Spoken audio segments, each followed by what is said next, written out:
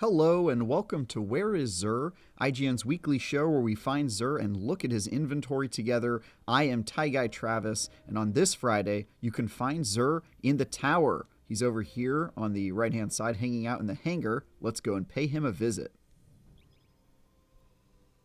Alright, so once you spawn in the tower, go ahead and immediately turn left, walk down a series of hallways. Eventually you'll find yourself in the hangar, where you're going to want to hang a left, and you're going to find Zur at the edge of a walkway. And here he is, our friend Zur. Let's see what he's got in store this week. So first up, he's got the Queenbreaker. This is a linear fusion rifle. Not a bad weapon to have. Nothing special about it if you've already got one, but if you need it for collections, here it is. We've got young Ahamkara's Spine, which is a great hunter exotic. However, it is just okay. 64 is probably a little lower than I'd want to go. I'd probably say 65 is really the lowest you want to go for an exotic in its overall stat distribution. It also, importantly, doesn't really have any spikiness. Its recovery is okay, 19, but nothing really to write home about. And so, overall, this is an underwhelming exotic. Same can be said for Eternal Warrior. Same kind of issue, right? 64 overall. Nothing that's incredibly spiky. Nothing over 20, for example, which is usually what I consider kind of the barrier of entry for it to be a spiky roll. So yeah, not great there. And then we've got these Warlock chest armor, Wings of Sacred Dawn, which is a great exotic. However, 61, which is extremely low. Definitely not worth considering. Also, nothing spiky. Gets slightly closer with 18 mobility, but just nothing to really concern. So, unfortunately, exotics this week are pretty disappointing. Let's move on to legendary weapons. All right, so legendary weapons. We've got the Vulpecula. I looked at this one and thought maybe, but the perks just aren't quite there. Explosive payload is always good. Tunnel vision, it's okay. I could see it. But yeah, the combo here, handling, always good on hand cannons. I don't know. I'm not in love with that roll. It's sort of just mediocre in my opinion. Escape velocity, on the other hand, though, I'm quite excited about. It's got quick draw, which is great for submachine guns where you just want to get the gun out fast. It's got overflow, which means the weapon can have even more bullets in it if you're picking up ammo, which is great for submachine guns, accurized rounds. And it's got a range masterwork, which I'm a big fan of on submachine guns. So I really like this roll. I think this could be really good. Maybe PvE if you're picking up a bunch of ammo and overflowing the mags, but also for PvP. It's got quick draw. I like it. Extraordinary rendition. We've definitely seen better rolls of this. Surplus and Thresh. I'd skip it.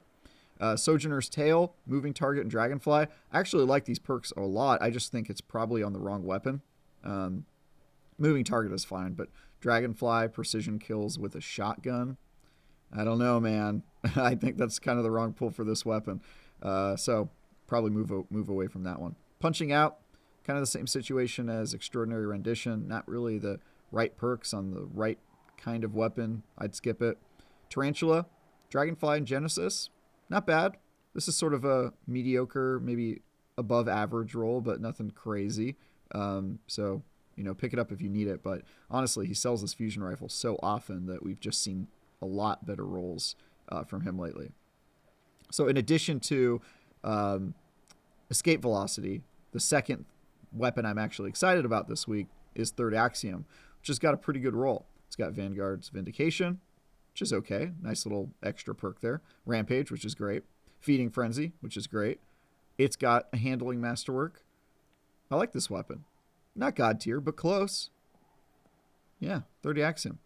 You could do a lot worse as far as rolls on this weapon go. So I like that one. I like escape velocity. Everything else, you could probably skip. And then finally, we're going to move on to armor. First up is the Titans. Titans got, I believe, one good roll. Yeah, one good roll this week, which is right here.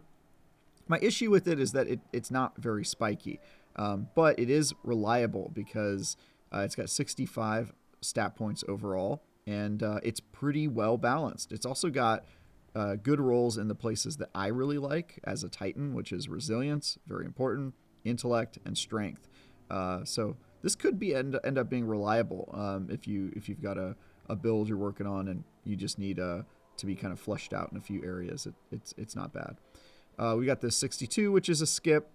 63, which very spiky, but unfortunately a skip. And then 61 over here. So not a lot else to look at with Titans, but we did get one good gauntlet, so, you know, can't complain too much. And with that, let's go ahead and move on to Warlocks. All right, let's take a look at what he's got for Warlocks this week. Warlocks lucked out, really.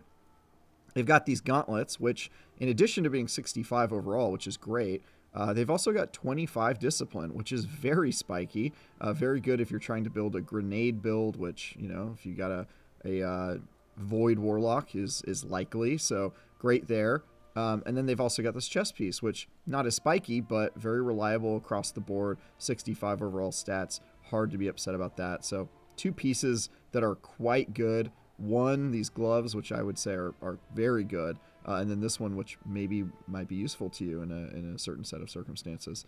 The helmet, not great. The boots, really bad. So that's where we're at this week. And unfortunately, hunters this week, they got skunked. They have nothing really to look at, so we're not gonna log on to the hunter and look at that. Just take my word for it. I think they got like 163, and then everything else is so far below, it's just really not worth looking at it. So that's going to be a wrap for Xur this week, but hopefully you'll come back next week. Lightfall is approaching, so I'm excited to get my hands on that and have more to say about that. And for everything else related to Xur and Destiny, stick with IGN.